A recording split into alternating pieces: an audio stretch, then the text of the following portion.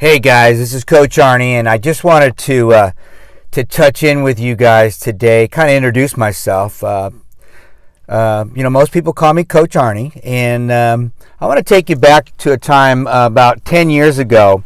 At that time, I owned and operated a neuro rehab company where we work with people that suffered brain and spinal cord injuries.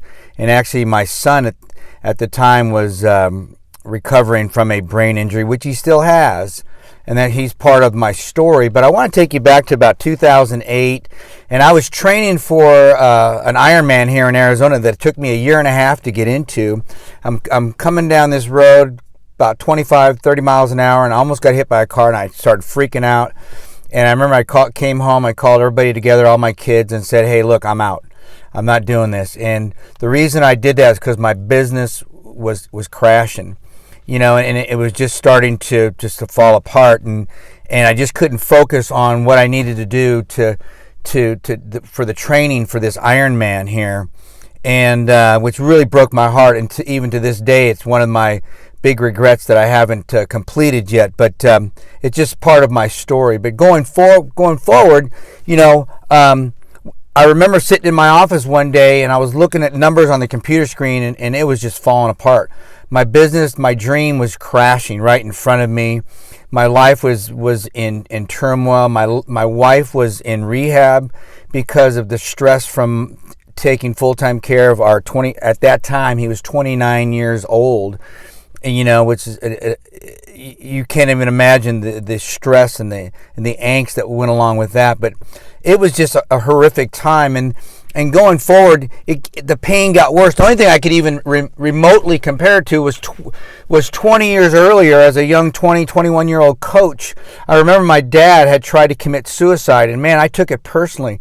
And not that him and I ever had a great relationship at all, but here I was going, what the heck is going on? Why is this man, this big Marine, why is he trying to kill himself? I couldn't understand it as a young guy, and it took me a few years to really start to ask better questions like, what kind of pain must he have been in? And at this fast forward 20 years, I was in that kind of pain, and I don't know why I didn't jump off the deep end. I just did a presentation at a recovery center with alcoholics and drug addicts, and I looked in their eyes and I told them, I said, look, I don't know. I mean, I just know pain is pain. And I know we all suffer from that. And we all have to learn to deal with it, or we don't. I mean, we can do one or two things. We can either jump off the cliff, or we can man up and take care of it. I don't know. I don't know what causes that. But I know this, going forward, I had both my parents a year later pass away. And my dad, who I never got a chance to reconcile all this with. And I even shared with him the book that changed my life, Wild at Heart. And we never got a chance to discuss it and talk about it, and it just drove me crazy why this happened and why it was continuing to happen. My best friend and mentor was gone. I mean, the guy I went to talk to when things were just really coming down in my life, and he was there for me every step of the way, but he was gone. Like I said, my parents, good friends passing away. I just didn't understand. I was 50 years old. I mean, what's going on here? My dream was just vanishing in front of me. And, interesting dilemma about, a year and a half later, I step into a men's Bible study, which I didn't want to go to. And I tell you what, there was about 75 other guys in there that were just as screwed up as I was, because I was just confused and lost. And I was in a dilemma, guys. Here I was, this coach, athlete, businessman, entrepreneur. But it took my son-in-law to challenge me to do a half Ironman, which I've done many, but I hadn't done anything for almost 3 years. And he challenged me to get off my butt and get going, and I trained my rear end off. And about a month before, I told my wife, I can't do this. I mean, everything was hurting, little injuries. And she goes, what about Felix? I said, he'll be fine. But you know what? I looked in that mirror and said, my word is law, and I gave this man my word, and it was his first time. So I jumped in there, and it was life-changing. Well, it was the beginning of my life-changing, but I did it. I did well. A few months later, I was running trail races all over the state of Arizona here, and then I found a night run, a 50-mile run, which was absolutely life-changing for me, and and all of a sudden I discovered a way to close my gap in my life. What I call the gap is where my life was and where I expected my life to be.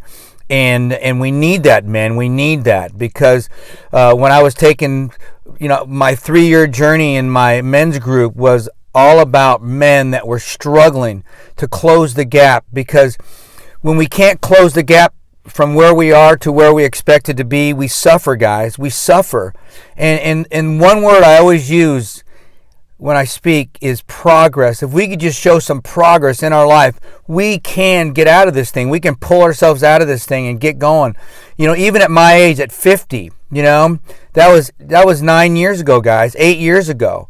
And we can do this. But it takes other men locking arms together and working together. And that became my call. That became my mission, to help these men, myself, because it started with my stuff, to close the gap, to close this gap that's keeping us from being who we need to be, from being the dads we need to be, from being the husbands we need to be, from starting those new businesses, from finishing strong, to getting back up in there and fighting and not giving up, because that's what it's all about. It took me till I was 50 to get kicked in the teeth.